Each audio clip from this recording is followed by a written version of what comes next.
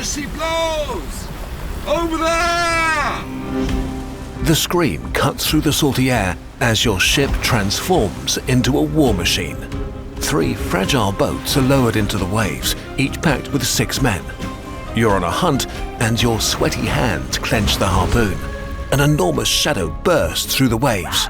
It rises above you and comes crashing down towards the boat. But you're not hunting for food. You're risking your life for a liquid treasure worth $200,000. Whale oil, trapped inside the largest animals to ever live.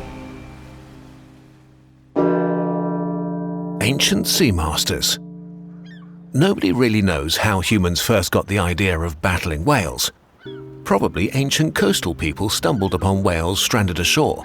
To them, these titans were rare treasure chests overflowing with meat to eat and bones to craft into tools. Refusing to leave such fortune to chance, they paddled out and tried their luck. Towards the 8th century, whaling turns commercial. Along the Bay of Biscay, the Basques build stone watchtowers. The moment a dark shape breaks the surface, signal fires blaze and drums thunder across the coast. Men shove small boats into the waves, armed with hand-thrown harpoons. Their target is the North Atlantic right whale, an 18-meter and 90-ton gentle giant who's gloriously slow and prefers coastal waters. While most whales sink when they die, right whales stay afloat. The right whale to hunt.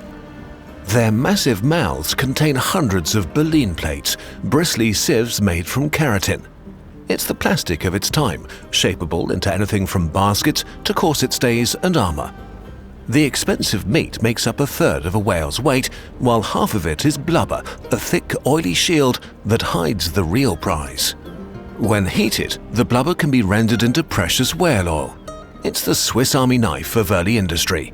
It lubricates machinery, waterproofs ships when mixed with tar, and helps make soap and paint. But most importantly, whale oil burns brighter and cleaner than anything else available at the time. The Basques turn whaling into a finely tuned enterprise. They improve equipment, perfect the art of processing whales, and flood Europe with whale products, while other nations watch with envy. By the 17th century, the English and Dutch launch their own whaling fleets. They hire Basque consultants, and soon the secrets of whale hunting spread across European powers and into their colonies. Americans hijack whaling. Life in colonial New England is as harsh as its winters and stony soil. But in the Atlantic, enormous shadows glide along the coast as right whales follow their migratory routes. And the settlers know the Old World pays handsomely for such treasures. Shore whaling becomes their first get-rich-quick scheme. A single good-sized whale earns each crew member as much as a land-based worker makes in 6 months. But it's unpredictable. Some years, a crew kills 100 whales, other years drag on for months without a catch. Still, whaling becomes a valuable source of trade. Meanwhile, London is swelling into one of the world's great metropolises, and by the 1740s, 15,000 street lamps burn with colonial whale oil there. It takes half a whale per night to turn London's dark streets into a flickering sea of light. But just like the Basques had learned centuries earlier, the right whales near shore become scarcer with each passing year, just as demand is exploding. Around this time, a whaling boat is swept far offshore outside Nantucket. Hours drag on in uncertainty until finally the crew brings down a new kind of giant, the 18-meter, 45-ton sperm whale. In their heads, these leviathans carry nearly 2,000 liters of spermaceti, the highest quality oil on the planet. Milky gold, and so pure it burns without smoke. Sperm whales become the ultimate prize monsters. A single large sperm whale can yield oil worth around $200,000 today. That's a fortune in the 1850s and 2 to 3 times more valuable than right whale oil. 1 barrel can buy you almost 3 acres of farmland. Then again, outfitting a whaling expedition costs $30,000, 10 times more than an average farm. 1/3 of voyages lose money and some never return. But getting smashed by furious whales is what truly makes sailors' blood run cold. The hunt.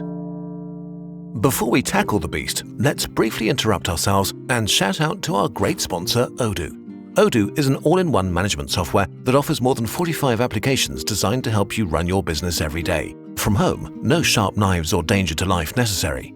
You can, for example, manage your projects, create a website, send invoices. All your applications are centralized on one single platform. No more switching between different softwares. Plus, all the apps communicate with one another, your work just flows and you get more done. When you're ready to scale up, Odoo adapts to your needs and you can simply add applications. You get access to all available applications starting at $24.90 a month. With Odoo, you can stay flexible and focus on what you love most, your business. Just try it out. The link is in the description. We'll wait, but don't take too long. The hunt is about to begin. The planks groan as your shipmates strain at their oars, rowing straight towards the beast. The plan is simple and absolutely insane. Row close enough to touch this monster, hurl a harpoon into its flesh, and hope it doesn't take it personally. You recognize the creature from its scars, and it remembers you. The harpoon bites deep into blubber. The whale turns into pure, terrified rage. Your boat lurches forwards like you've been hitched to a steam engine, spray blinding you as you're dragged across the ocean in what whalers call a Nantucket sleigh ride. It goes on for an hour, then 4. Your knuckles are white, gripping the gunwale as waves crash over the bow. The men pray and curse. 8 hours into the hunt, your exhausted eyes lose focus. The ropes lash across the deck like they're alive. Someone's leg gets caught and they're yanked into the ocean, swallowed by the waves. You hope it's quick. Sailors tell stories of other whales rushing in to defend their kin, dragging men down where lungs are crushed like tin cans. But you're still here, and the whale is finally slowing, exhausted from pulling your floating death trap across the ocean. Now comes the killing.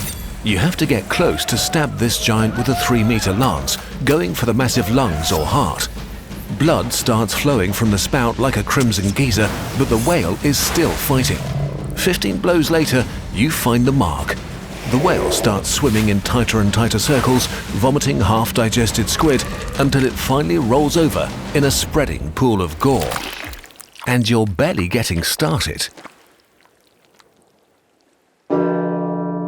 The floating factory. You tow the enormous carcass back to the ship where the crew slams down chains to secure their prize. The ship creaks as the dead giant bobs in the swells beside you. Now, the butchery can begin. It takes days to process 45 tons of dead whale into liquid money. You leap across the blood-slick blubber to axe through the thick flesh of the head. Within lies the spermaceti chamber, the vault of the most precious whale oil. Then you help peel away the blubber, 20 centimeters thick and tough as leather. You cut 2-meter wide blanket pieces, weighing a ton, and haul them up with pulleys that strain the ship's masts. Your ship lurches as you cut it free to release the weight. Next comes the rendering. You fire up the tryworks, brick furnaces built right on the wooden deck. In massive iron pots, the blubber gets boiled down into oil. The smoke is so thick you can barely breathe. They say you can smell a whaling ship from 30 kilometers away. Burning tar, rotting flesh, and the stink of death. The work continues around the clock. Sharks are drawn by the bloody waste you're dumping overboard. Men slip on the greasy decks and break bones, get crushed by swinging chunks of blubber, or scalded by boiling oil. It may be one of the most gruesome jobs in existence. The stench, the blood, the endless toil, it wears you down fast. Most who sign on quickly regret it, nearly a third end up deserting. You are holding on to the dream of coming home rich, but the odds aren't great. The business of blood. When it's all over, the ship returns with dozens of barrels of the finest oil on Earth. By the 1850s, whaling has become the 5th biggest industry in the US, with 700 whaling ships, 3/4 of the world's fleet, employing 70,000 people. In 1853 alone, American whalers kill over 8,000 whales, making 360,000 barrels of oil and almost $500 million in today's dollars. Voyages grow longer and months turn into years as ships push into the Pacific and Indian Oceans. Each voyage demands bigger investments, and whaling turns into a venture capital industry. Crews work for shares instead of wages while forced to buy overpriced supplies on credit. Many come home in debt, and a lucky few rise through the ranks. It's the American dream, they say, but it feels like an illusion. The real money flows upwards to ship owners and merchants. Fishing villages turn into global commercial hubs. In New England, the port of New Bedford rises as one of the richest towns in America. Whaling is unusually diverse for its time, but deeply exploitative. Much of the labor comes from Native Americans and black sailors. Native communities become dependent on English goods, while crews of color are pushed into the hardest and lowest paying work. This pattern of inequality still echoes today. The blood of whales helps fuel the rise of American industrial power. The machine age of killing. Until in 1859, a breakthrough changes everything. Steam-powered rigs start commercially pumping petroleum. Suddenly, kerosene, lamp oil refined from crude oil, is cheap and seemingly limitless. Over the following decades, the whaling industry faces dramatic changes. Nantucket, once the heart of global whaling, sees its last ship limp home in 1870. The age of sail is ending. The age of engine has begun. And it's ushered in by blood. In the 18th and 19th centuries, 300,000 sperm whales alone were slaughtered. And they still can't catch a break. Although kerosene conquered lighting, whale oil is still one of the best lubricants on Earth. Never freezes, spoils, or quits. The machinery powering industrialization needs it, so ironically, petroleum soon increases demand for whale oil. Norwegians seize the opportunity with cheaper labor and new technology. They set up whaling stations on islands at the edge of Antarctica. Hand-thrown spears are gone, and now explosive-tipped harpoons fire from steam-powered catcher boats for instant kills. The fast ships can chase down even blue whales, the largest animals that ever lived. Normally, most dead whales sink, but now air compressors pump them full of gas, so even the biggest ones float like massive buoys. No whale is safe anymore. In the arms race leading up to World War I, whale oil is also used to produce explosives. But the true carnage comes after World War II, when Japan and the Soviet Union also joined the slaughter. They call it the Whaling Olympics. The same industrial might that once built tanks and bombers now builds factory ships. The largest one is 210 meters long, capable of processing dozens of whales in a day. In 1964, 82,000 whales are reported killed, the largest animal slaughter by tons in human history.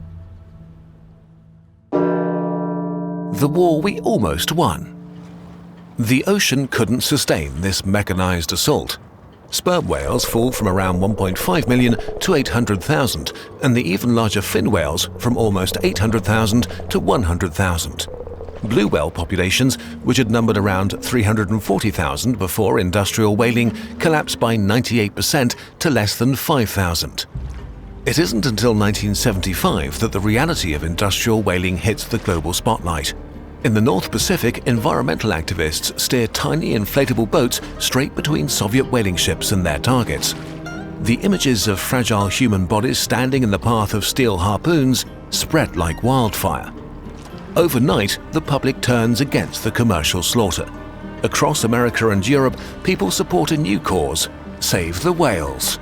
Finally, the International Whaling Commission votes for a global moratorium on commercial whaling.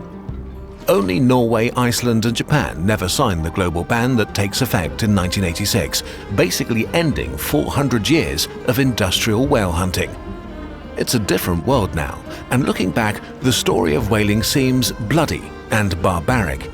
But it also lit homes, powered machines, and built the scaffolding of modernity. A staggering and also concerning display of what humanity is capable of. The power to reshape the world, with progress and destruction always side by side.